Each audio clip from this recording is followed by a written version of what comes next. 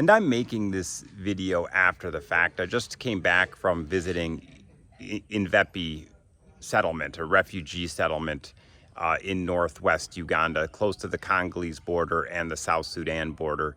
And so I'm just going to jump into it and play. I mean, I guess it's a little fragmented. I just took bits and pieces of videos, and I didn't videotape everything because it's really hard to have a genuine conversation and be, pulling out the camera. But I did try to get perspective, and I think that it's helpful just to understand what is currently going on there. And, one of the reasons that I wanted to go there was to see for myself, because there's all these stories around Lira here that, the situation in the refugee camps has gotten really bad. And I would say that it has, but also there's a lot of stigmatism about the Sudanese people and, whether they should or could be integrated into the Ugandan society if for some reason they can't return to South Sudan if the war just continues relentlessly.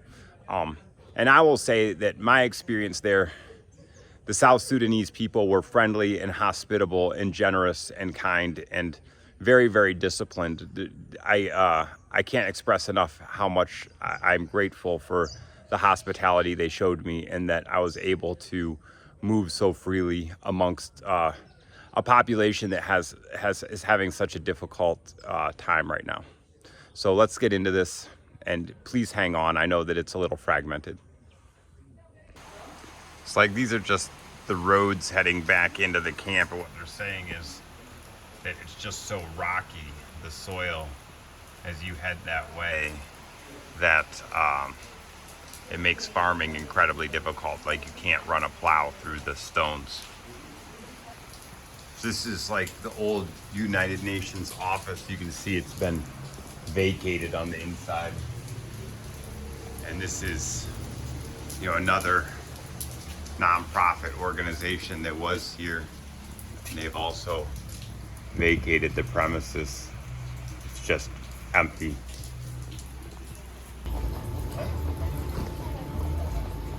Yeah, I think that works. We just have to be careful not to bump the table. Okay. So I am here with Rose. Yeah. And we're at, how do you say it? Imvepe? Imvepe, yeah. Imvepe refugee settlement. The refugee settlement in North Uganda. Terego district, North Uganda. North Uganda. Yeah. And so it's a pleasure to meet you, and thank you. Thank you too. Yeah, we were just having a conversation about how you ended up here. Okay. You want to say that again? How I ended up being here is we started our journey to Uganda in 2017. That was in February 2017. When the war started in 2016 in South Sudan, for us we were based in Yei. That is the town. We were based in Yei. So when the war started, we had to come to the bush areas with the hope of coming to hide there for some time. Then if things normalize, then we go back to our homes in the town. But when we came, we stayed in the bush for some good months, and things started getting harder. Of course, there was no food now. The money we came with got finished. In the bush, we don't have gardens where we could pick food from. So we came up with a second thought of coming to the refugee camp. So when you were you said you were in the bush. Yeah, we were in the bush. But you left with virtually nothing, right? You had to leave. Was it really urgent when you left your home? Yeah, it was urgent. We left home. I'm trying to imagine this, right? Like when you went to the bush, where did you sleep? Like you didn't have shelter. In the bush, of course, we have tents. We have carpets where we could make as a house. We just make something where you can be under. All right. Yeah. And good enough, it was during dry season where the rains were not there. Oh, all right. Yeah, the rains were not there. So we're somehow lucky in the bush because... But then you stayed there you said for almost a year. We stayed in the bush for some months. We came in the bush in November of 2016. 2016, yeah, in November. We stayed in the bush. We even did Christmas in the bush. Yeah. So so February, that's when the second thought came. Of course, things were now hard for us in the bush, so we could not manage now. Buying food was hard, and it was me, my grandmom, and my siblings. So we also thought of a second thought of school because there were no schools in the bush. Right. So it was a school time, like that was in February now, 2017. So it was a school time and there were no schools in the bush. And these kids were with us. And me also, I was a school going that time. So we came up with the second thought of coming to the refugee camp. Yeah. So our coming, we walked. We didn't use a vehicle. We didn't use a motorcycle. We walked to the camp. So You walked all the way through South Sudan. yeah, through South Sudan. We used the small roads in the bush. Of course, there were people. We are not only the people that were coming. We are a convoy, like very many families. Yeah, we came together. You will come, you spend the night on the road, and the next day you start moving again, just like that, till we reached a certain place, the border, Busia, the border between Uganda and South Sudan. All right. Yeah, we reached there, and that's when they picked us with these lorries to the place where they were receiving the refugees. Oh, all right. Yeah. So you didn't have to walk all the way to here. Yeah. No, we didn't work. So they picked us from there, brought us to be registered in a certain place before being brought to the settlement. So we were first registered there. They had to give us our forms. And then after that, after the registration, I think the registration we took like 4 days in that place because people were very many. All right. Yeah, we were very many. So we stayed there like 4 days before us being brought to our settlement. Yeah, we stayed there like 4 days, doing all the processes of registration. After the 4 days, that's when we were brought here. Then here again, it wasn't something like direct to your place where they have given us, no. We also had to be at the reception. At the reception, we stayed in the reception like almost a week. We are actually very many, so the registration was, it's somehow hard. You need to line up. You need to, follow all those procedures before you being taken to your place. So. And you had some kind of mat you were sleeping on, or did they give you anything? Yeah, there were mats. Listen, let me come briefly. What's that? Let me come.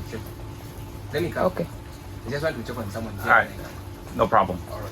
So we were sleeping on mats. We slept on mats. They had big rooms for us where we are very many different kinds of people. You stay together in that room. You sleep there. Women alone, men alone, like that. Oh, well, that's nice. Yeah. So we stayed for a week, and then they took us to our places of staying, where we are currently. All right. Yeah. And so you've been here ever since 2017. 2017, yeah. So over time, what's happened? Has it gotten worse? Has it gotten better? Before it was not all that tough. Of course, they could give us enough food. The food was enough. So what they gave us was the food, and then they gave us some carpets to make for yourself a house. They gave us some carpets. They gave us some utensils, saucepans for cooking. Yeah, it was okay, but slowly things started dropping. And so has it been dropping ever since? Huh? Is it always been dropping? Or No, it didn't start soon, but slowly, like 2017, we were okay, 18, okay, 19, till 2020. All right. That's when things started changing. Organizations are saying they are no longer having money. So most of the organizations have actually left already. Yeah, They you have see that, gone. the Yeah, empty buildings. they have, yeah. Most of the organizations have gone already. They no longer have funds. So up to where this is where we are right now, and the most challenging thing right now is the issue of food and education, and even health. Let me say, the healthcare services that are given to us are now poor, because in some areas they have already closed. Some of the health facilities are already closed because of the funding issue. They are no longer functioning. So in those villages where the health facilities have been closed, I think right now they have the VHTs, the village health teams, where they are given the drugs. You stay with the drugs in your home, and they make sure that the community knows that there's a VHT here, where if a child falls sick, they bring the child to you, and then you give the tablets, the medicines to the child. Yeah. Nevertheless, that is not enough, because there are also some chronic sicknesses that these VHTs cannot handle. They cannot handle. I believe Of course, that. yeah, they have to do referrals, like they have to refer To the hospital. to the hospital. And at times, the challenging part is that because these are remote areas, someone is very sick, and moving from where the person is to the health facility, it's so hard. Before, there used to be these ambulances that could go and pick. If someone is sick, you call, the ambulance goes and picks you, brings you to the hospital. But nowadays, it's not like that. They tell us if you're sick, you need to find your way to the hospital yourself. And you see, someone doesn't have something, it becomes so hard. I'm very sick, I don't have money. Who would take me there to the health facility? And the health facility is very far. So we have been having such kind of cases where people are really sick and they don't have the access. Like going to the health center becomes very hard. And when you look at these health centers, most of them that are functioning right now, they are very far from the settlement. Like Yinga Health Center, I don't know which road you people use. Yeah, we passed it. Yeah. Just look at the health center, that's where it is, and look at where far. the settlement is. It's very far. Yeah. Someone very sick cannot really manage. Yeah, you can't walk Yeah, it. you can't walk. Yeah. So that is about the health. And then coming to the food, the issue of food prioritization, it's a little bit challenging, because there are families that really need help. There are families that really need help in a way that you find all the people in the family are vulnerable. They are unable to dig, and they're already in category 3. They have categorized us in a way that there's category 1, 2, and 3. So category 1 receives food. Category 2 receives food, but not similar to category 1. Less food. Yeah. And then category 3, you don't receive anything. So category 3 is nothing. Nothing. So you're saying some of the sick and vulnerable people are in category 3, Some of them are in category 3. receiving nothing. Yeah, receiving nothing. And the land here isn't enough. The for land is not enough. I think it's 30 by 30 that is given. 30 meters by family. 30 meters? Yeah. It's given each family. Each family. So it becomes hard for you to do farming in the same land, construction in the same land. The land is small. So it becomes very hard. So most of the people are really suffering because of the issue of categorization. It's very hard for them. Life is getting more worse because In the war. even it has led to a point where people are dropping out of school, because a child cannot go to school when the child is hungry. You can go to school, but your mind will not be in the class because your stomach is empty. Well, and that's what Solomon was saying, is that yeah. there used to be no school fees, but now there are school fees. There's school fees, but the issue of hunger Is the problem. is the problem. Because now studying with the hunger, it's a little bit hard. So you find out that most of these children have dropped out of school, They are now doing child labor work. They are just, doing something to make sure that you find food in order for you to survive. You no longer think of education. So let me just work and I find something for myself that I can eat and I'm okay. Right. Well, I mean, that all makes sense. I mean, just to put this in perspective, in Mvepe, how many people live here? In Mvepe, the last time I had, there were 70 million or No, 70,000. 70,000, I think. Yeah, that's what I heard too. Yeah, 70,000. But then this actually connects to Rhino Camp, right? So Yeah, they connects touch, to Rhino Camp. and there's But another. Mvepe is separate from Rhino Camp, of course. Rhino Camp is a separate. Well, it has a settlement. separate entrance. Yeah, Mvepe is a separate. And then one. BDBD is even BDBD further. is also separate, yeah. Yeah, but they're all in this area. Mm. They're all more or less connected, I think. Yeah. And among the 70,000 people, according to what I heard, it's like it's only like 20,000 something are the ones that are receiving food. So the 50,000, they are not receiving anything. Right. So meaning the majority of the people are not receiving anything. That's why it's becoming a little bit so difficult. And I also don't know what criteria they used for the selection of these people that are getting food and those that are not getting. Is there resentment? Because you find out that a family that is a little bit okay, stable, a little bit okay, has something to eat, is in level 1.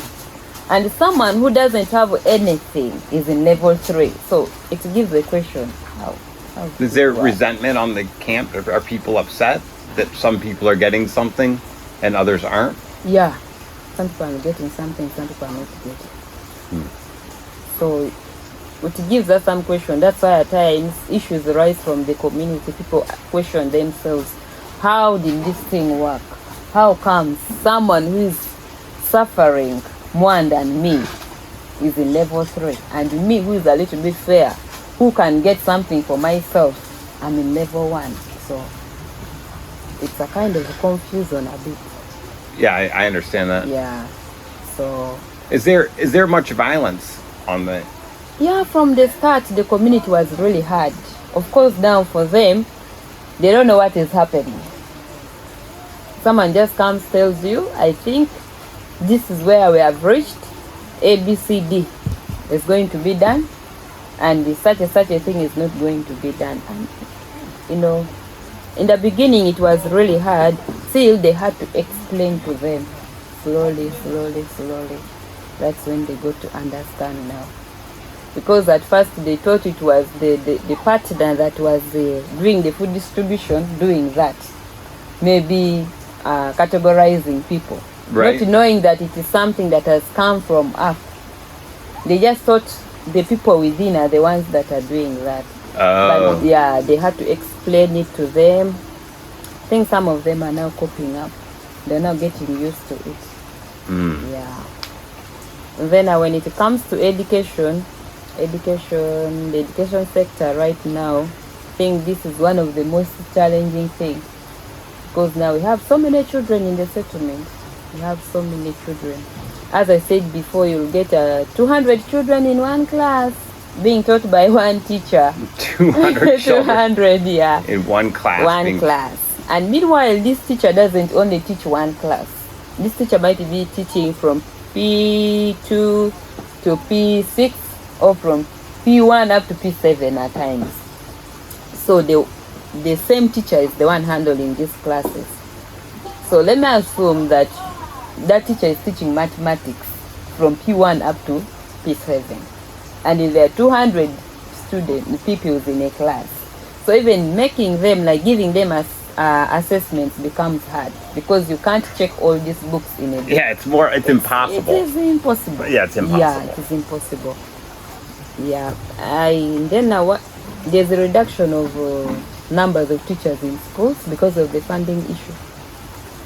Some of the teachers are now out. They are no longer working because they don't have a budget for them, or the money is not enough to pay them all.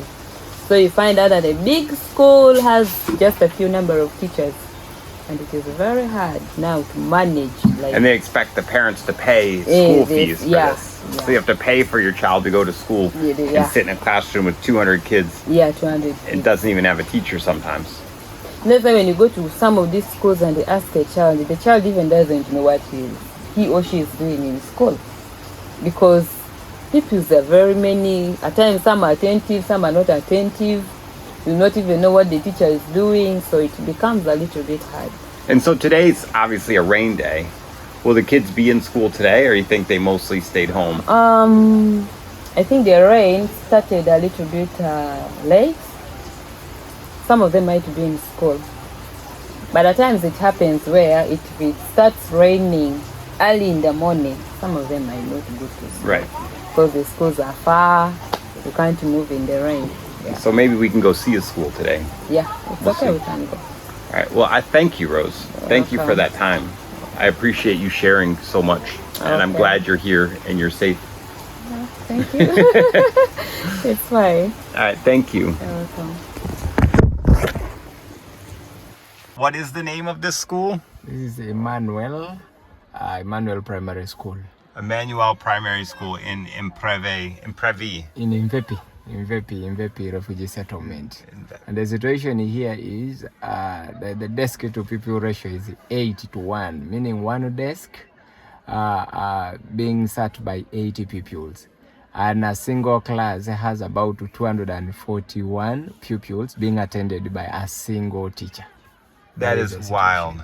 Yeah. And you're saying that because it's a rain day and other things, like many of the kids are not here today. Yeah, sure. Others have already left home, and others are even still at home. So, due to a situation, economic situation, so that is why you're only seeing this kind of population.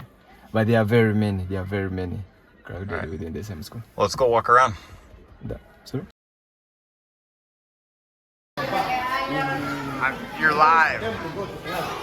So this is how much space the teacher gets to work on this chalkboard. Look at that. And you're saying there's 8 learners per desk? There's 8 learners per... Yeah. So each one of these desks has 8 students in it when the class is full. There's 3,000 students at this school and 11 teachers. And when this classroom is full, there's 270 kids in it. Here we are. This is the school in a snapshot. Our headmaster here. There are 11 classrooms and 11 teachers and about 270 kids on average per classroom if they all show up. The kids all climb over the tops of the desks to get to their seats. So we just did a little math analysis for the P7 class, which for you Americans would be the equivalent of like 7th grade. And I was actually pretty impressed. And like Solomon here was saying, is these kids have been displaced by war. And what would it be like if they actually had a real classroom and stability in their lives? But nonetheless, they're really making do with what they have. This is not a helpless group of people.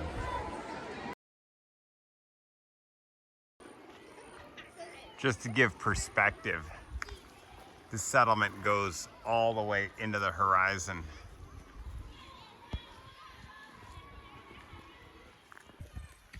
Yeah, so just looking at the soil, you can see it's not horrible soil maybe, but it's just really rocky. And so you see, it just makes the work for the men and women harder. So it is true there's some land for agriculture, but seriously, look at this. Look at this dirt. It's so full of rocks. And they're not even using traditional hoes. They have to use like the pitchfork style hoe because the dirt is so full of rocks. So each little family is given 30 meter by 30 meter plot of land. Some of the families have vacated some of the plots, which means that there's more land for some of the farmers. But this is zone 1, and we were discussing that perhaps the people who came here first long ago have some advantage within this community. Partly because even though this soil is rocky, they're saying that if you go out to zone 4, the soil is worse, and now there's really only one family for every 900 square meter plot. And to put that in perspective, you know, the old lore in America was you could feed a family of 5 by farming 2 acres of land. 2 acres of land would be 8,000 square meters. These families are given 900 square meters per family. Mr. John, what is your name, sir? My name is Justin Kemis. Justin, nice to meet you, sir. Thank you. So this gentleman was telling us about the categories here on the camp, saying category 3 receives nothing. Yeah, category 3 receive nothing. And then what fraction of the people are category 3? Category 3 are receiving nothing, and most of them are category 3 here. Yeah, most of the people Yeah, are. most people are category 3. And then if they're category 2, Category 2 receiving 22% of what they would consider full, of maize, maybe 2 kilos. 2 kilos kilos of maize a month. per month, yes.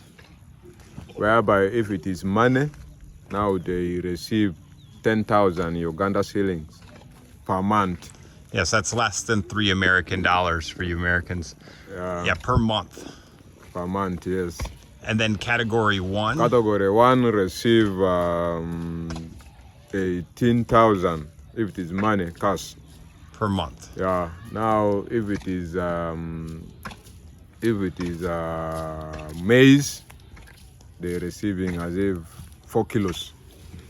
4 kilos. 4 kilos, yes. And so you're saying it's gotten to the point. Are people moving back to Yeah, South people are moving back.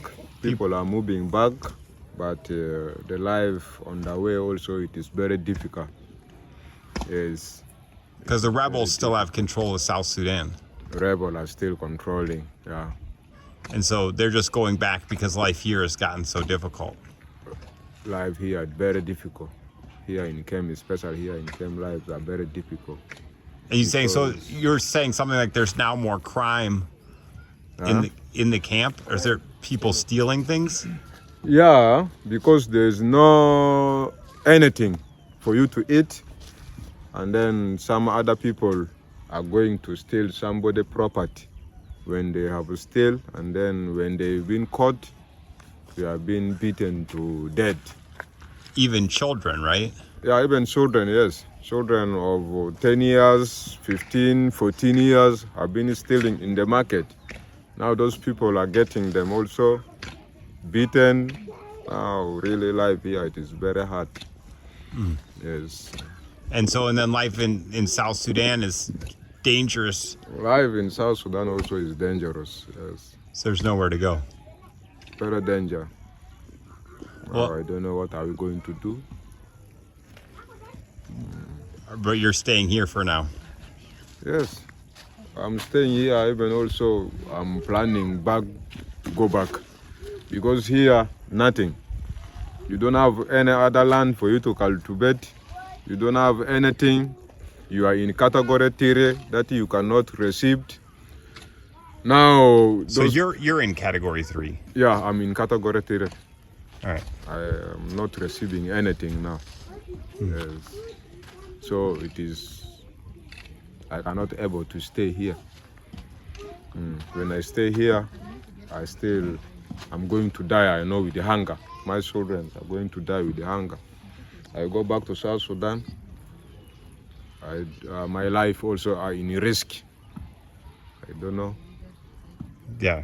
Now, let me say life in general is not easy. Yeah, I understand that. Yeah, it is not easy. Well, I appreciate you taking the time to talk. Yeah, thank you. Hey, thank you. Thank you. That is the categories. Yeah, what? Huh? Why is only here in Uganda? That's what I wanted supposed to ask you who are working there. You know it very well. But in I even Congo, fail to understand. Huh? Congo, there's no category. Yes. There's no category.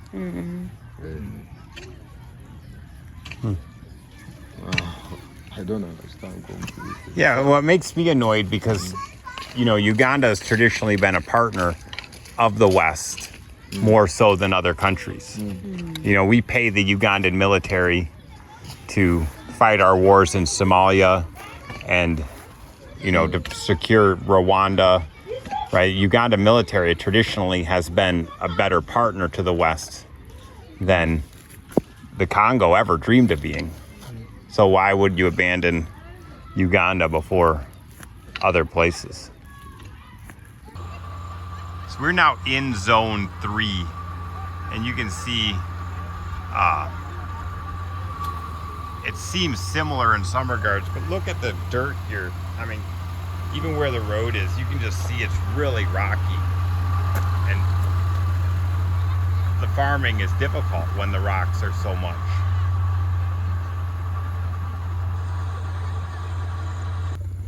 So here's someone starting to cultivate new space, and you can see they're pulling the stones out. And, you know, think of how hard it is to get started here. You show up with virtually nothing, and you're given, what did you say, 30,000 shillings a month when you first show up? No, when you show up, 28. 28,000 shillings a month, which wouldn't even buy one hoe. Like, what do you do to get to work? It's a good question.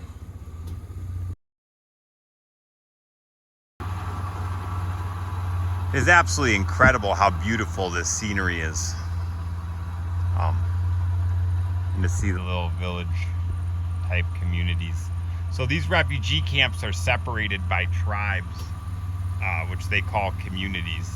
And so each of these communities is from one different region. And as far as I understand, there's multiple different tribes from Sudan and South Sudan, as well as a predominant tribe here from the Congo, which is interesting because there is a refugee camp in the Congo that is also housing Sudanese.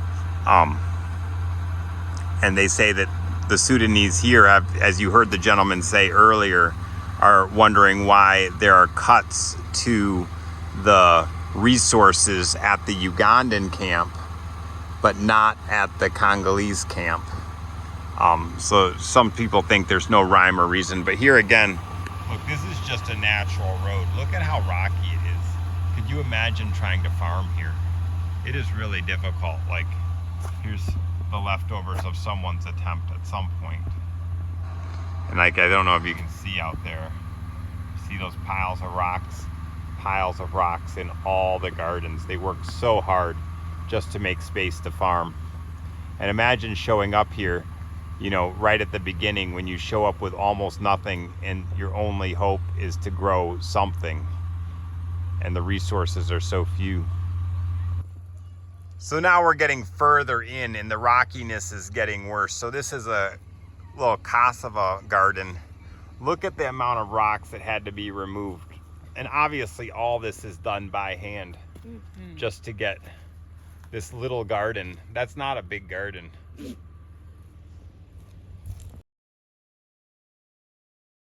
That blue roof over there is the reception center? Or what do you call it? The reception.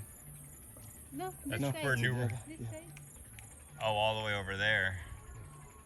That's where That's the reception center for new arrivals. reception. That just come that way. Look at how beautiful it is here. It is absolutely wild. Not an umbrella. There's a lot of hardship here, but we are in a beautiful place.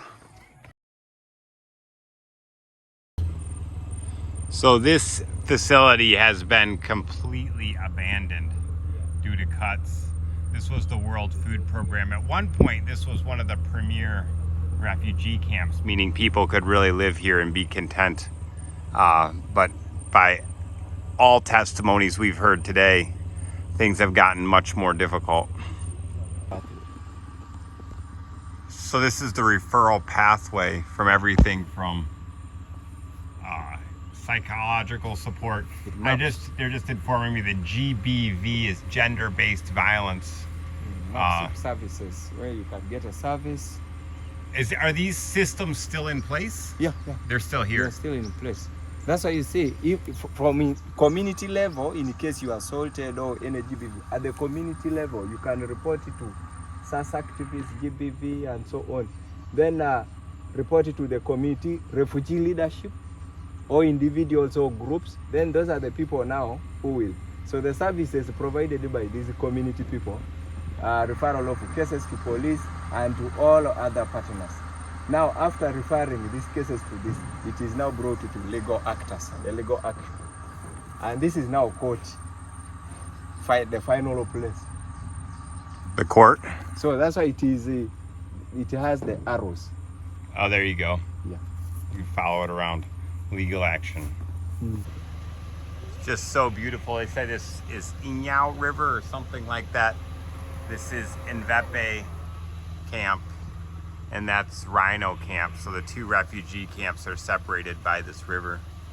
I am back home in Lira now, and it feels good to be home. And that trip really does change the way I see the world. I wish I could have shared more of that with you. You know, there's something about getting the camera out and filming that makes a conversation seem less genuine. And, you know, I met with a pastor of a church there, Isaac, and it was an incredible conversation. I didn't record that. Maybe we made some plans to kind of reach out to the world and let people know what him and his congregation are going through. And, you know, I taught a math class to P7, a 7th grade group. And, you know, I obviously didn't record that either, but I wish you could have seen how energetic and happy the kids are in these overcrowded classrooms with so little resources. And, you know, I think another thing that just is a good point of reflection is that many of these people were living really good lives before this war. These aren't necessarily poor people that were displaced. So the hardship that they're suffering, you know, a lot of these people weren't even farmers before now, and now they've become farming communities.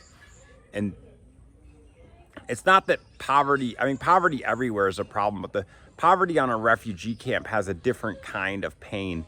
And I really am impressed by the Sudanese people, the South Sudanese, and how well they have managed to maintain their integrity and their dignity, and how proud their children are and how well they're parenting. And the schools, even though they're overcrowded, the kids are learning. I mean, it's really an incredible story. You know, you have 200 plus kids in a classroom, and the kids are actually paying attention and trying. And I know the day we were at the school was a rain day, and they were at less than half full. So the class I had, the math class, maybe only had 60 kids in it.